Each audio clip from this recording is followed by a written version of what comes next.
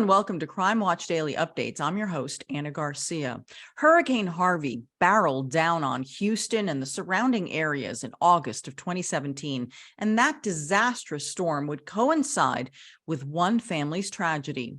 37-year-old Crystal McDowell was a beloved mother of two and a real estate agent. Though her marriage to husband Stephen McDowell ended quickly, she found new love with a local jeweler named Paul Hargrave. On the morning of August 25th of 2017, Crystal left her boyfriend's home and drove to her ex-husband Stephen's house to pick up her kids. That was the last time anyone saw her alive.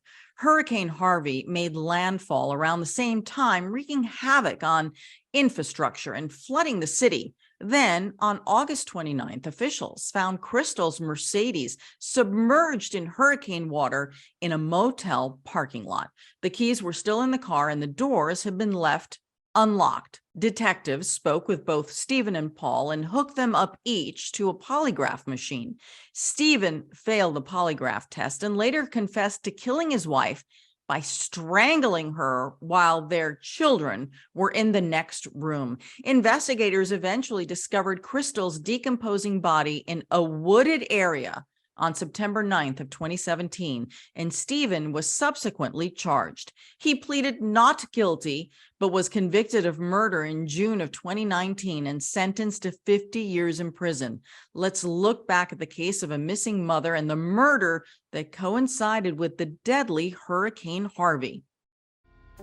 Crystal's smile captivated everyone, and no one adores her more than her best friend, Bronze Beckley. You and Crystal McDowell, you were close. You were like sisters. I guess we met when we were about 17.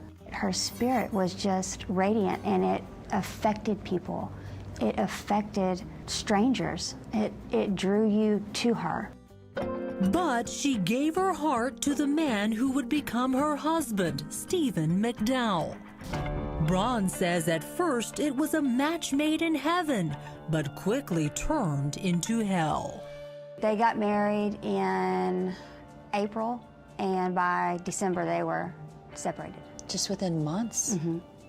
So the good times, they didn't last, yeah. But they reconciled really fast because the baby was born, about a year later. First a boy, then a girl. And we want to give you a big kiss too. Ready?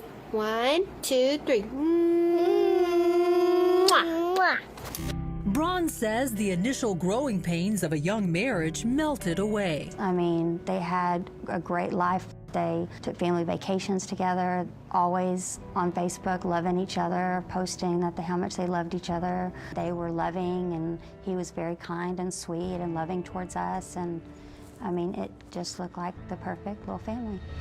But a month later, that ring would be off her finger. Crystal and Stephen divorced. Well, what happened? What started to go wrong? I don't know. Whatever reason she decided to divorce Steve, I don't know what that reason was, so. She kept her relationship business private? Probably to the public, and probably maybe to some of her closest friends, because she didn't want us to worry. Crystal's new townhouse was undergoing a remodel, so she remained in the family home with her ex. Bronze says Crystal told her it was becoming difficult. She was a little worried. He had gotten a little possessive, maybe, because he probably thought, okay, we are kind of coexisting. Maybe there is hope for reconciliation. And so when the new boyfriend came into the picture, then that hope is gone. The new boyfriend, a well-known jeweler in town, Paul Hargrave. We met in my store. She came in to have a ring remade. It was her grandmother's ring. She was a beautiful person inside and out. She's unlike anyone I've ever met. Paul says their relationship heated up quicker than summer in Texas. You love Crystal. We were very close, yeah. So close that Crystal and Paul exchanged adorable love notes on text message. I've seriously never been happier. I love you. Had you talked about marriage? We tentatively talked about a few things, but again, this relationship was fairly new. We were talking about possibly her moving in. She didn't want to be by herself. Paul says Crystal didn't want to give her ex too much information because Stephen may not be too happy that they were dating. She didn't want him to know much at all, I guess due to the fact of his reaction and what he would say or do. He would probably learn about Paul soon enough. Stephen and Crystal were set to go on a cruise with the kids and her uncle. But Paul says at the last minute, Crystal disinvited Stephen and asked him to go on the cruise. But she wanted you to go and brought you a ticket, and then she was going to tell him he wasn't going at all. That's correct. I don't think they were getting along well at that time, and I think she was ready to get out of the house. Then an unwanted guest crashed into their house. Hurricane Harvey. The storm was approaching. How did she wake up? What did Crystal plan to do? She woke up fairly early that morning. She was going to go pick up her kids. And then she had scheduled some sales appointments later that day. Paul's surveillance cameras captured these images of Crystal leaving his house in the morning and getting into her black Mercedes. She left here around 7 in the morning.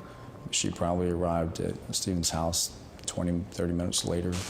At 7:27, Crystal texts Paul, "Have an amazing day and you are so sweet." He texts back, "I love you and I'll always support you." I began to get worried after she didn't start replying back to my text messages. Crystal was known to reply back very quickly.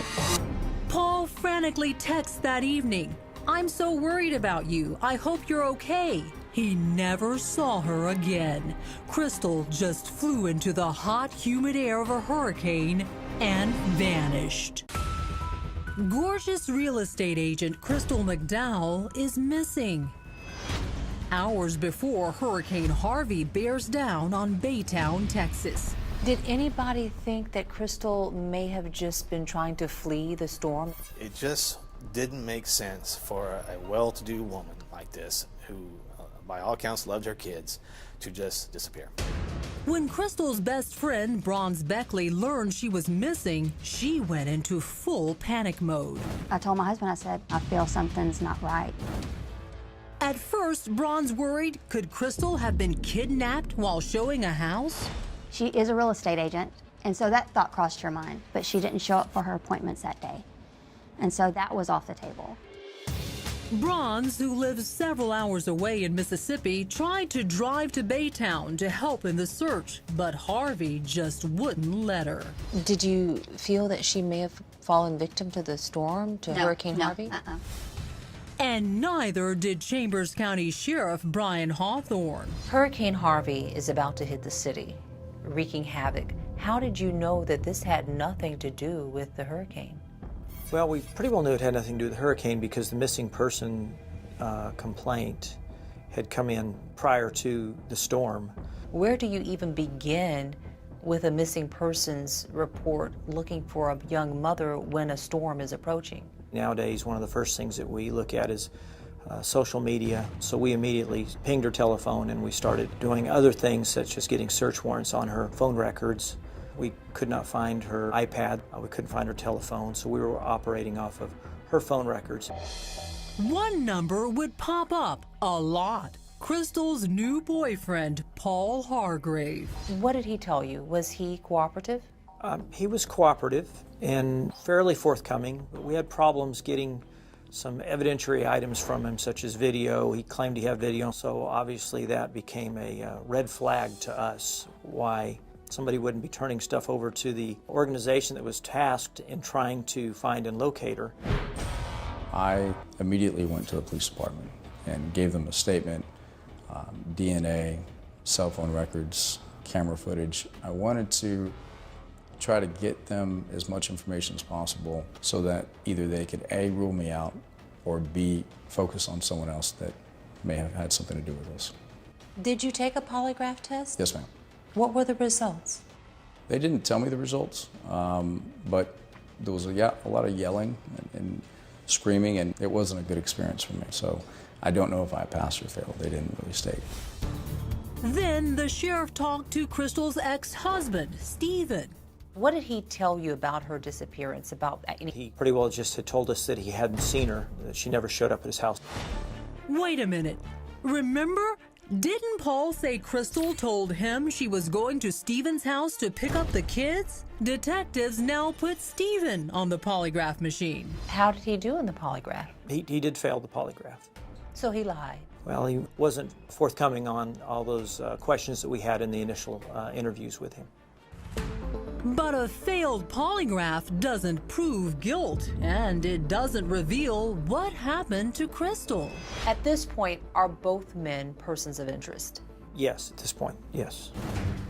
Two persons of interest. Paul, the boyfriend, the last man known to have seen Crystal alive, and Stephen, the ex-husband, who denied seeing her the day she disappeared. You know and love Crystal. What did you think?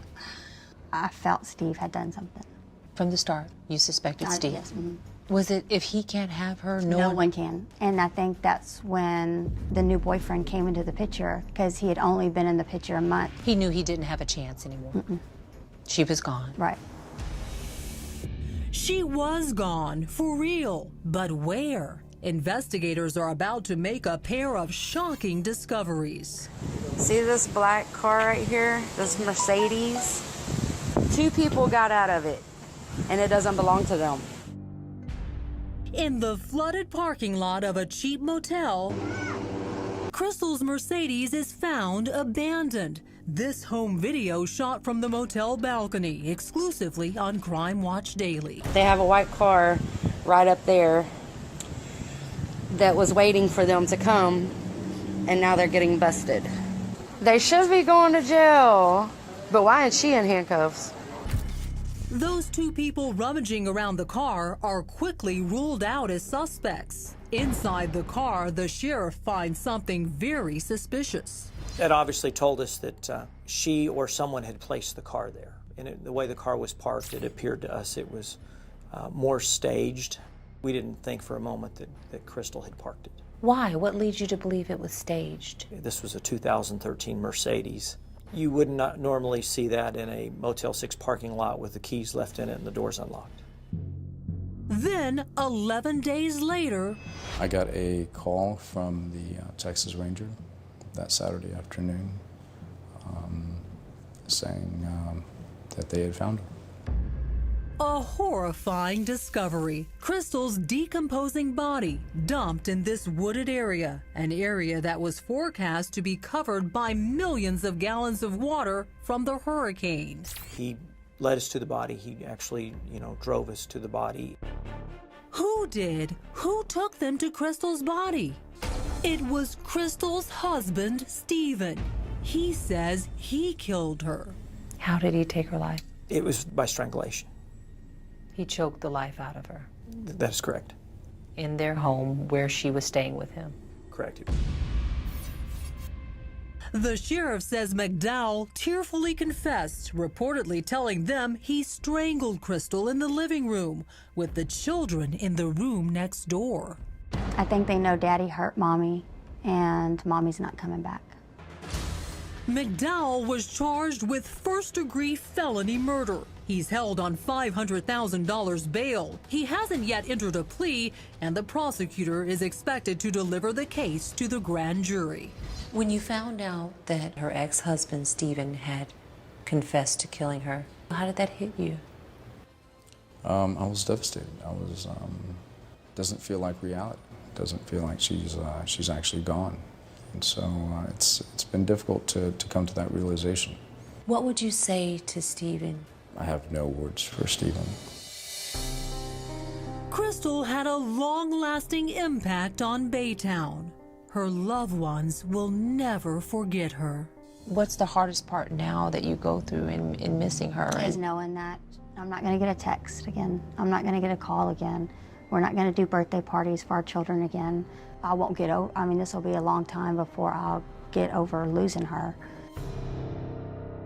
The McDowell's 2 children are now living with a family friend out of state. And fortunately, despite rumors spread online, the sheriff says there is no evidence the 5- and 8-year-olds saw or heard their mother killed. Steve McDowell is being held on a $500,000 bond. He is yet to enter an official plea. Right now, I want to bring in our legal contributor, Jesse Weber. Jesse, thanks for being here. Thank you. What happens next? He's been charged? Yes, a grand jury has formally indicted him. Criminal charges have been brought against him, murder charges. And let's not forget, this is the state of Texas.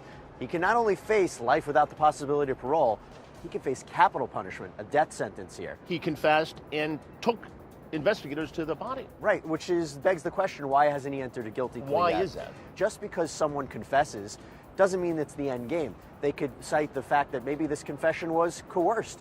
Maybe he's going to say that there was more events leading up to her death that we don't know about. He could try and say there was a struggle, that it was an accident of some sort.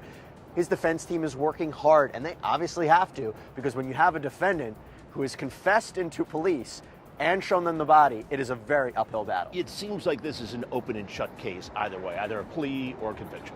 You know, you might think it is, but there's always defense attorneys out there. They have a lot of room. And there's been reports that there's been problems in the investigation. And if the defense can pick on the fact that perhaps there's been an investigation that was tainted or tampered in some way, that is ample opportunity for a defense attorney to strike and say, what evidence do you have here? And this is not the right way that you should have gotten it. The sheriff says that a private investigator hired by the family meddled in the investigation. Oh, the defense is definitely going to attack that point, because whenever you have a problem in the actual investigation or the gathering of evidence, that's what the defense is going to attack. They're going to attack the state's case. Now, if this goes to trial, that might be great grounds for them. But at the end of the day, when you have a confession and the man who led authorities to her body and confessed to strangling her, it can seem like an open and shut case. Attorney Jesse Weber, thank you as always for being here on Crime Watch TV.